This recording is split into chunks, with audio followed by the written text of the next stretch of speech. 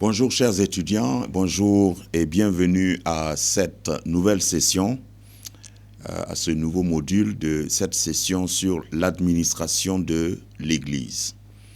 C'est un sujet très important parce que tout ce que nous pouvons faire comme ministère est rattaché à l'Église. Qu'est-ce que c'est que l'Église?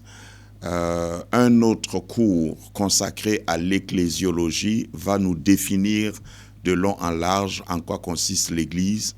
Mais l'Église, c'est sur le plan universel et sur le plan local, sur le plan large et sur le plan macro. On ne peut pas servir hors de l'Église. Dieu est un Dieu d'ordre, donc il a permis que il y ait une structure qui est comme une famille. Et Dieu a toujours désiré avoir une famille. On ne peut pas se détacher du corps et fonctionner hors du corps. Le corps, c'est ce qu'on appelle l'Église, le corps de Christ. Il est la tête et nous sommes les membres. Ça, c'est juste pour dépeindre ce que nous entendons par l'Église. Alors, nous avons évolué dans ce cours et dans ce module. Aujourd'hui, nous voulons parler du sens biblique de la pastorale. Parce que quand on parle d'église, on parle de troupeau, on parle de famille, si vous voulez.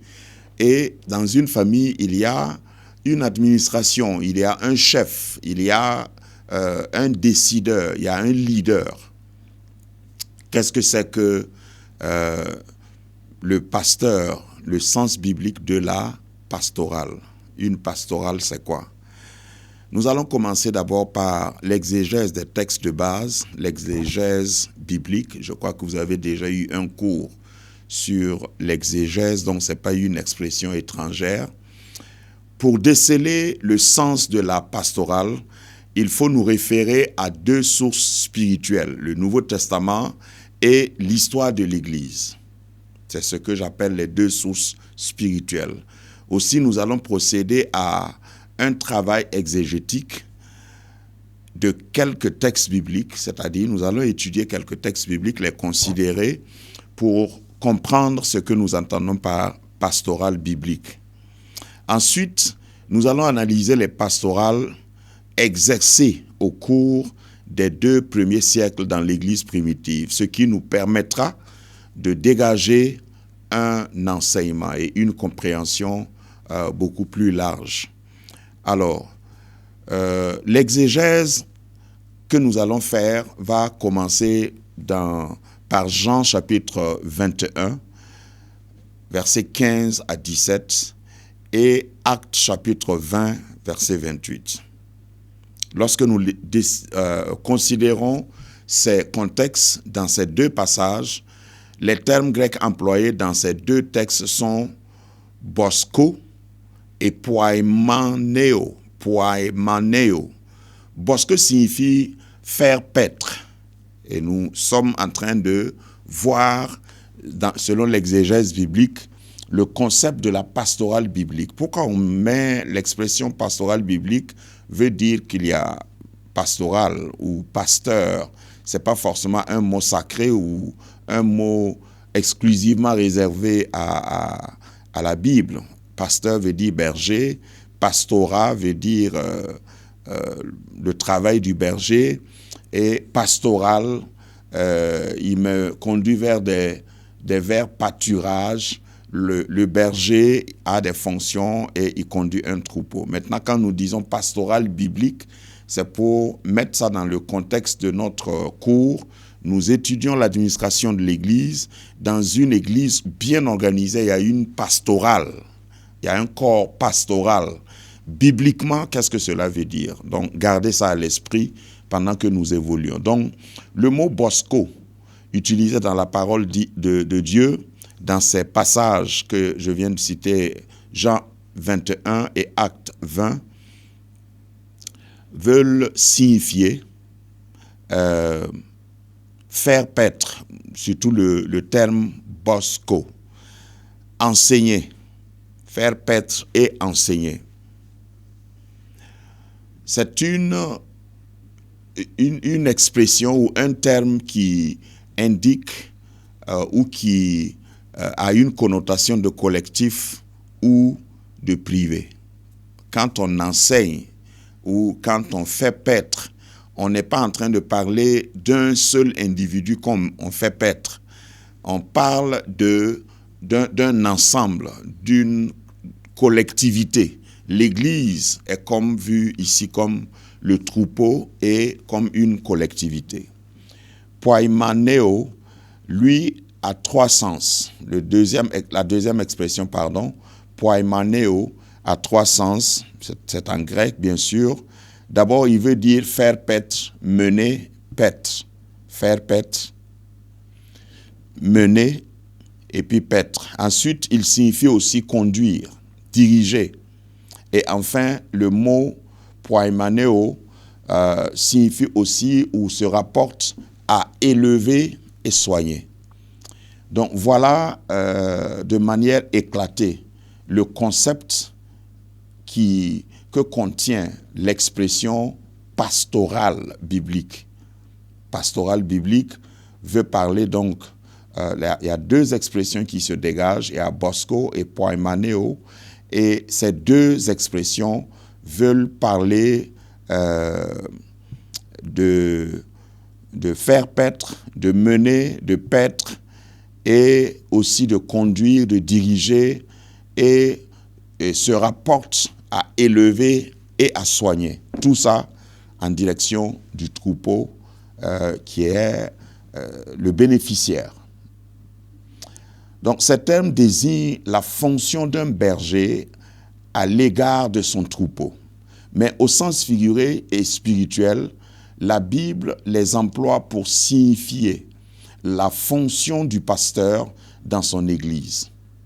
Donc, ses devoirs à l'égard des fidèles, tant sur le plan collectif qu'individuel, sont explicitement définis dans Jean chapitre 21, versets 15 à 17. Le Seigneur Jésus emploie deux termes différents, bosco et poimaneo, pour exprimer deux aspects complémentaires de la même fonction. Donc, ces aspects complémentaires, premièrement, c'est le verbe conduire. Conduire, terme qui signifie ou qui désigne le gouvernement de l'Église dans l'ensemble. Et c'est de là qu'est venue l'idée de le terme moderne ou le terme approprié que nous utilisons dans ce cours, à savoir administration de l'Église. Mais Jésus emploie faire paître et enseigner aussi pour montrer que les responsabilités d'administrateur ou les responsabilités administratives du pasteur ne doivent pas l'empêcher de s'occuper de l'enseignement. Un pasteur fait paître, nous allons voir certaines déclinaisons ou certains aspects du fait de paître le troupeau, tel que la cure d'âme, etc. Mais cela ne doit pas occulter la responsabilité d'enseignant qu'il doit assumer. Le pasteur doit enseigner. Un pasteur doit être un enseignant, entre autres. Donc, s'occuper de l'enseignement individuel et collectif des membres de son troupeau. Ça, c'est très, très important. Les apôtres ont bien compris cette nécessité. Ainsi, Paul, ayant appliqué cela dans son ministère, pouvait le recommander aux anciens d'Éphèse. Dans Actes chapitre 20, versets 28 et 30. Donc, Paul exerçait ou enseignait ou mettait en pratique cette recommandation et il voyait l'importance de cette nécessité. Il le recommandait aux anciens. Pierre en fait autant dans 1 Pierre chapitre 5, versets 1 à 3. Donc, cet aspect de la fonction pastorale comporte d'autres sens du mot poimaneo qui signifie soigner. Poimaneo veut parler de soigner principalement. Au sens spirituel du terme, cela fait cas à la cure d'âme. La cure d'âme, qui est une méthode thérapeutique spirituelle pratiquée pour diagnostiquer la maladie spirituelle en vue d'adopter un remède approprié. Cela n'est pas possible que si on aime les âmes. Pour faire la cure d'âme, il faut aimer les âmes. Soigner, c'est aussi au besoin pratiquer la mise sous discipline. Elle est dans la vie du chrétien ou dans la vie de l'église locale ce que la chirurgie est dans la thérapeutique médicale. En effet, la mise sous discipline consiste à extraire du corps du Christ le membre malade, bien sûr pour un temps, en vue de la retrouver guérie. Donc c'est très très important. Nous allons poursuivre en parlant de la pastorale exercée au cours des 2 premiers siècles dans l'Église primitive. Tout cela dans l'objectif ou dans le but de nous faire comprendre en quoi consiste une pastorale ou un pastorat biblique, selon l'inclinaison que vous voulez donner à cette expression. Alors, qui exerçait l'autorité dans l'Église primitive, dans les 2 premiers siècles? L'équipe dirigeante dans l'Église primitive, nous allons considérer d'abord cet aspect-là. Le régime de gouvernement dans le Nouveau Testament fait état de presbytérat.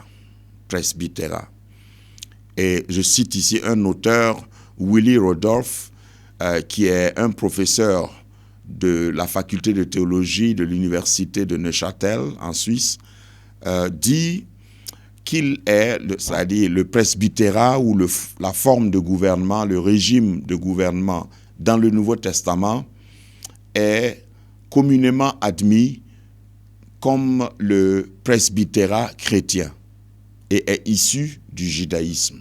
C'est-à-dire qu'ils se sont inspirés du format ou du régime de gouvernement exercé dans le judaïsme, puisque la Bible a été écrite d'abord par les Juifs, c'est-à-dire en hébreu, et ensuite en grec.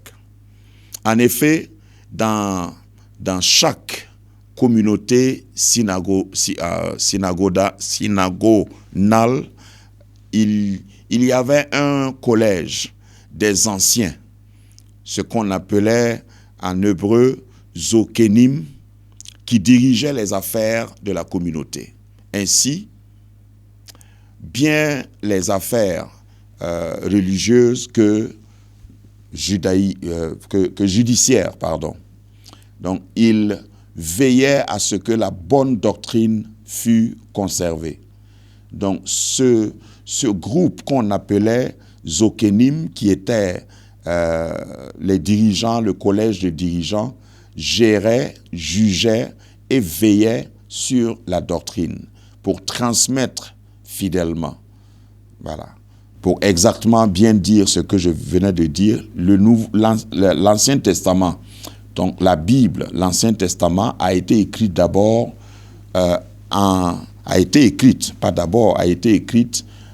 premièrement à l'origine en hébreu.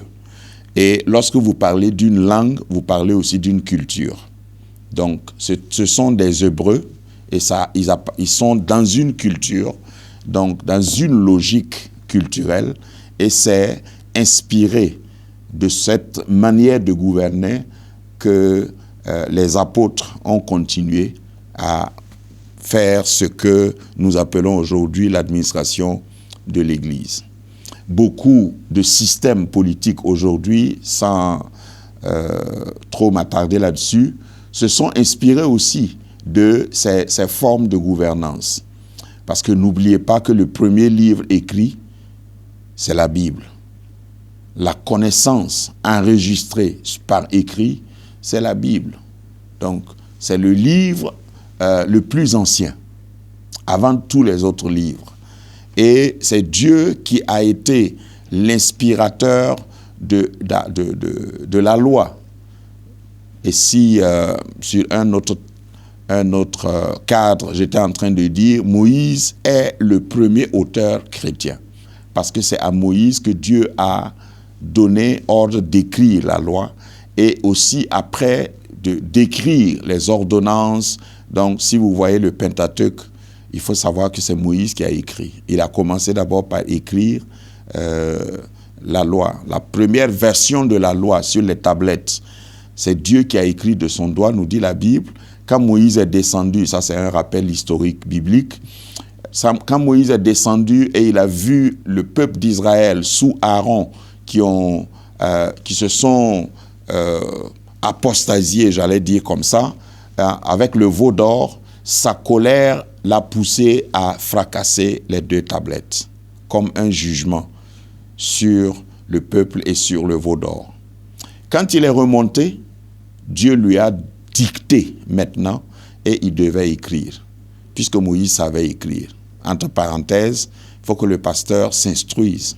Si Moïse ne savait pas écrire, on n'allait pas avoir le Pentateuque, c'est-à-dire qu'on n'allait pas avoir Genèse, on n'allait pas savoir comment le monde a été créé, on n'allait pas savoir connaître l'histoire de la nation d'Israël, on n'allait pas connaître Adam, Ève, tout ce que vous connaissez dans Genèse.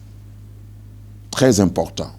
Donc, je disais tout ça, c'était une parenthèse et je la ferme, pour dire que tout ce qui a été calqué et transmis en tant qu'administration ou en termes d'administration a été inspiré tout simplement du peuple hébraïque, du peuple hébreu. Donc on trouve alors un presbytérat composé d'apôtres. Maintenant nous venons dans le Nouveau Testament puisque ça a poursuivi.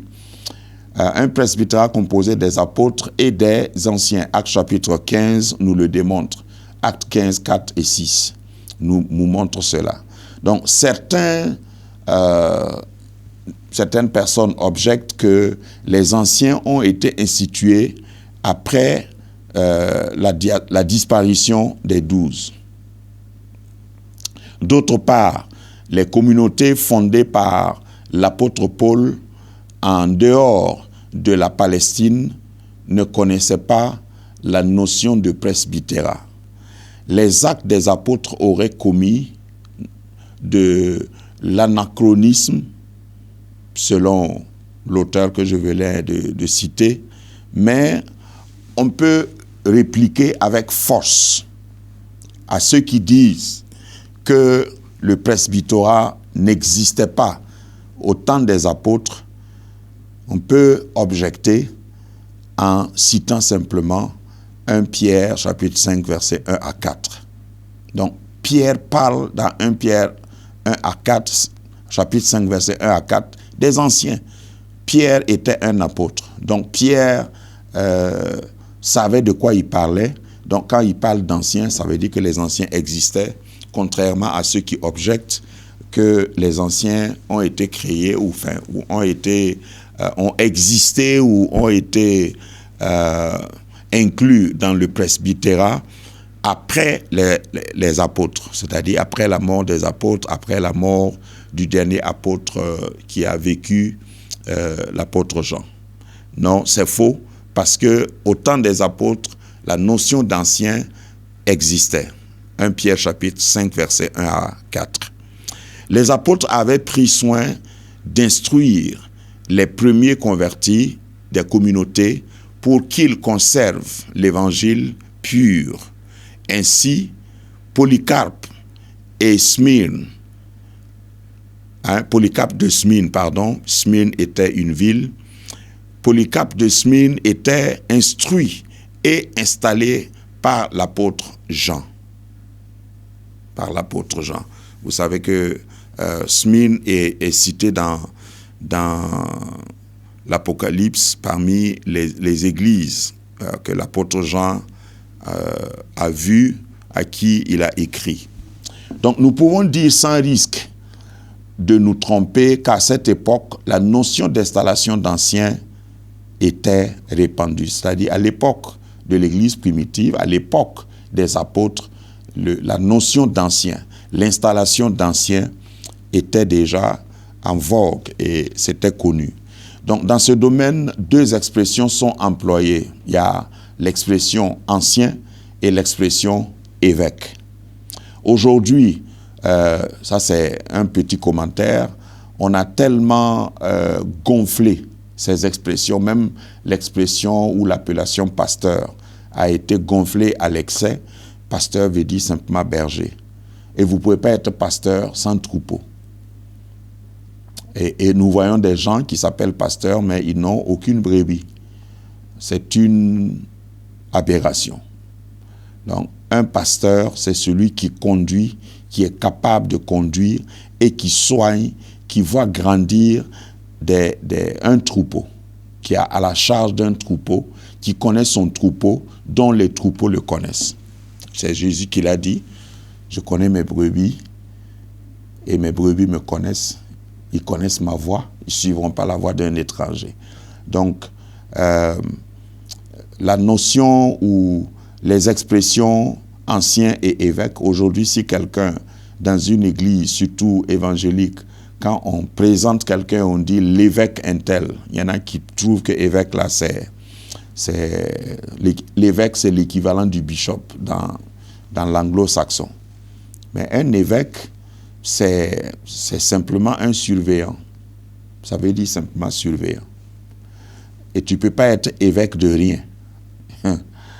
Voilà. Le pasteur, il surveille un troupeau. L'évêque surveille des pasteurs qui surveillent des troupeaux. Voilà un peu l'ordre et l'origine de ces termes. Vous ne pouvez pas être pasteur d'une seule église et vous êtes un évêque. Vous êtes un bishop. Bishop, et puis vous n'avez que 10 membres. C'est suspect. Alors, qu'en est-il au juste? S'agit-il de deux personnages différents dans la direction de l'Église? L'apôtre Paul passe souvent d'une expression à l'autre. Dans Tite, chapitre 1, versets 5 à 7, dans Actes, chapitre 20, versets 17 à 26, il utilise alternativement les deux expressions, l'expression ancien et l'expression évêque. De toute façon, vous aurez compris après ce que j'ai expliqué, qu'avant d'être évêque, il faut que tu sois ancien aussi. C'est-à-dire que c'est ton travail qui doit te permettre d'atteindre le niveau d'évêque. Mais l'apôtre Paul termine son raisonnement par la mention des anciens, alors qu'il parle des mêmes personnes. Donc, quand l'apôtre Paul utilise ces deux termes, il les alterne à volonté. Or, on appelait anciens les tout premiers convertis de chaque communauté locale. Ceux qui sont venus à la foi, qui sont venus à Christ. Parce que le terme ancien va évoquer le temps, bien sûr. Le temps et l'histoire. Alors, disciples des apôtres, ils étaient conservateurs de la foi apostolique dont ils étaient garants de la manière ou de la meilleure interprétation. Donc, ce qu'on appelait anciens, ça parlait aussi effectivement d'une certaine ancienneté. Ancienneté par rapport à nouveauté. Ceux qui sont nouveaux ne pouvaient pas être anciens. Et ceux qui sont anciens étaient vus dans l'Église primitive comme ceux qui étaient au pied des apôtres. C'est-à-dire, Jésus a enseigné les apôtres ont enseigné les premiers convertis, qui plus loin vont devenir des anciens, à être appelés anciens. Ils ne sont pas appelés apôtres tout de suite, mais ils ont été appelés anciens parce que c'est eux qui ont reçu la transmission, si vous voulez, de troisième génération. Génération Jésus et les apôtres, génération des apôtres, génération des anciens. Donc on peut dire que l'expression ancien presbytéra en grec se rapporte à la position, alors que l'évêque épiscopos se rapporte à la fonction. Donc les deux termes s'alternent dans ce sens. Le terme ancien, presbytéra, se rapporte à la position d'ancien, et le terme évêque se rapporte à la fonction d'apôtre ou fonction de dirigeant, fonction d'évêque. Par les deux expressions, le Nouveau Testament désigne le même personnage. Ainsi, dans l'Église primitive se trouvent les prophètes, les évangélistes, les pasteurs et les docteurs. Le titre ancien semble avoir été donné à tous ceux qui exerçaient ces différentes fonctions. N'est-ce pas ce qui ressort des textes comme Actes chapitre 13, verset 12. Je ne lis pas les versets pour aller vite, mais vous aurez toutes ces références et je vous exhorte à les visiter puisque vous serez bien nourris, vous serez bien nourris dans le manuel que vous recevez, le manuel de cours. Donc, la fonction administrative dans l'Église primitive était une fonction collégiale. Leur fonction comportait deux aspects, aspect administratif et aspect ecclésiastique. L'aspect ecclésiastique, c'est quoi? C'était, étant formés par les apôtres, ils disposaient ils étaient dépositaires de la tradition apostolique. Ils avaient l'estime de tous et jouissaient de l'autorité. Vous ne pouvez pas exercer certaines fonctions si vous manquez de légitimité. Donc, les apôtres, dans la parole de Dieu, jouissaient, les apôtres et les anciens surtout, jouissaient d'une certaine légitimité. Comme les anciens étaient les gardiens et les garants de la meilleure interprétation des Écritures saintes et les défenseurs de l'orthodoxie contre les hérésies, d'où leur fonction d'enseignant. C'est-à-dire que si nous l'appliquons aujourd'hui, c'est difficile de s'appeler ancien, c'est difficile ou c'est incorrect de s'appeler ancien si on ne connaît pas la saine doctrine, si on n'est pas vraiment bien assis dans la saine doctrine. C'est-à-dire qu'un ancien qui ne connaît pas la parole n'est pas digne d'être appelé ancien. Un ancien qui n'est pas capable d'expliquer ou d'enseigner la parole n'est pas digne d'être appelé ancien. Un ancien qui ne peut pas défendre la saine doctrine, c'est-à-dire l'expliquer et éviter les erreurs, corriger les erreurs, n'est pas digne d'être appelé ancien. C'est très, très, très important de le souligner. Deuxièmement, l'aspect administratif. J'ai parlé de deux aspects dans l'Église primitive par rapport à la fonction collégiale ou la fonction administrative. L'aspect administratif maintenant.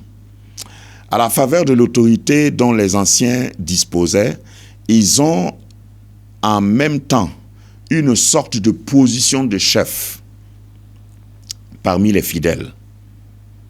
D'autre part, les apôtres se les associaient dans les réunions où l'on prenait de grandes décisions relatives à l'Église. Actes chapitre 15, par exemple, verset 2 et Actes chapitre 4, verset 23.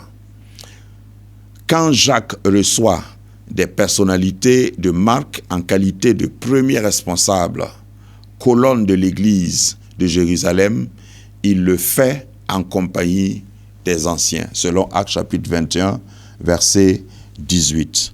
Donc, les anciens dans l'Église primitive, c'était des gens investis d'autorité et de légitimité parce qu'ils connaissaient la parole, ils avaient été auprès des apôtres. Donc, en réalité, ancien confère la position d'ancien, c'est donné naturellement à quelqu'un qui a été instruit au pied des apôtres. Et c'est instruit là, c'est sur la base de la parole de Dieu.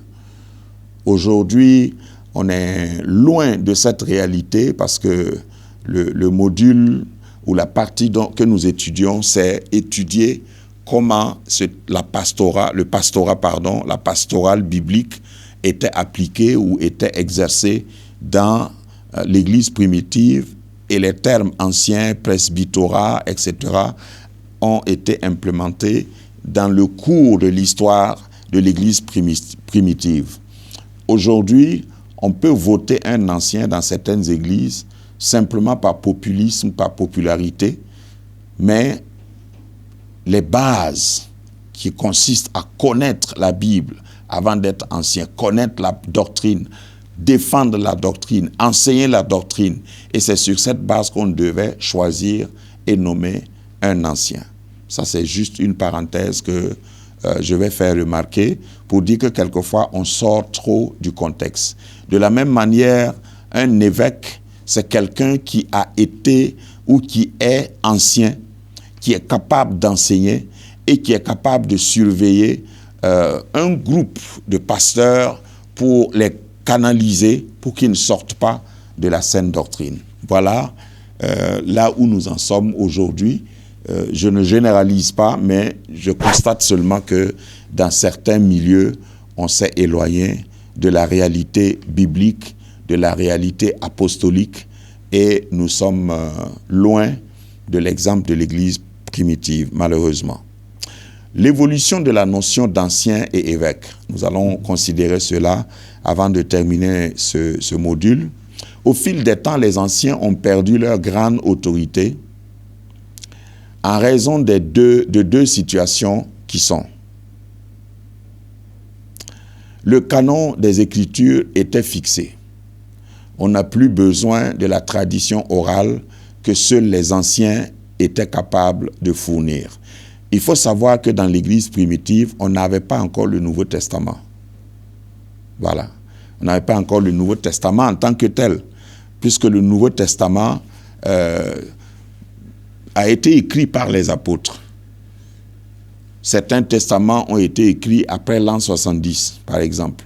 Mais de l'an 30 jusqu'à l'an 70, ou si vous voulez de l'an 33, où Jésus est parti jusqu'à l'an 70, il s'est passé un temps. Donc la valeur des anciens était beaucoup plus élevée parce que c'était eux qui transmettaient oralement la doctrine, le concept, l'administration de l'Église était surtout basée sur l'oralité. Ce qu'on appelle canon, c'est ce qu'on a accepté comme livre inspiré. Le canon a été établi plus tard, et depuis que le canon a été établi, c'est-à-dire la Bible a été écrite jusqu'à l'Apocalypse, on n'avait, pas qu'on n'avait pas besoin, mais les anciens ont perdu quelque peu leur autorité, simplement parce qu'on pouvait lire, tout était écrit. Mais selon toute analyse, l'administration d'une église doit être une notion dynamique, voire évolutive, pour s'adapter au développement de l'église, aux époques et aux milieux. C'est très très important ce que nous venons de voir. S'il y a eu un temps où tout devait partir des apôtres, et un temps est venu où il y avait des écrits, on avait bien établi, canonisé tout ce qui devait être canonisé, la Bible était complète et qu'on pouvait consulter la Bible écrite. C'est ce qui a diminué l'autorité peut-être des anciens et des apôtres en général, mais ça n'enlève pas, ça n'annule pas la fonction. C'est après ça que s'introduit ce que nous appelons justement exégèse, la bonne exégèse, la bonne interprétation de la Bible. Parce que ce n'est pas parce que c'est écrit que tout le monde va pouvoir interpréter exactement, fonctionnellement et les appliquer comme il se doit. Donc, il y a toujours de l'importance sur le fait d'avoir des dépositaires, des hommes et des femmes qui sont capables d'interpréter comme il se doit la parole. Voilà. Mais nous devons savoir aussi, comme je viens de le dire, que toute administration doit être dynamique, surtout l'administration de l'Église, pour s'adapter, pour pour évoluer. Ce n'est pas changer la Bible, les principes, mais évoluer dans le temps pour adapter les méthodes au temps où nous vivons. Donc c'est pourquoi le pasteur doit connaître les lois de la gestion. Être pasteur, c'est aussi être gestionnaire. Rien que la gestion des ressources humaines, comment est-ce que tu dois gérer les hommes, c'est très très important que le pasteur puisse, je disais plus haut, je crois au premier module, tout ne peut pas se résoudre par la prière. C'est pourquoi nous parlons d'administration. L'Église doit être bien administrée. Nous allons nous arrêter là pour ce module et nous continuerons demain pour voir encore d'autres aspects et particulièrement parler de la fonction du pasteur, certains aspects de la fonction du pasteur en relation avec l'administration de l'Église. Que Dieu vous bénisse et